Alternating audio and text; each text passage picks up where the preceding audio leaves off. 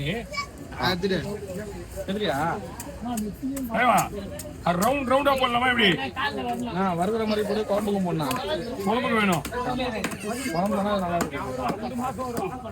வெளியில் இல்லைங்க உங்களுக்கு ஹோல் சைடு ஃபுல்லாவே உங்களுக்கு குழம்பு போடுறேன்.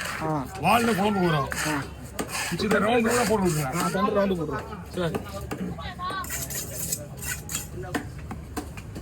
இது குழம்புக்கு இதுவும் குழம்புக்கு வந்துடும்.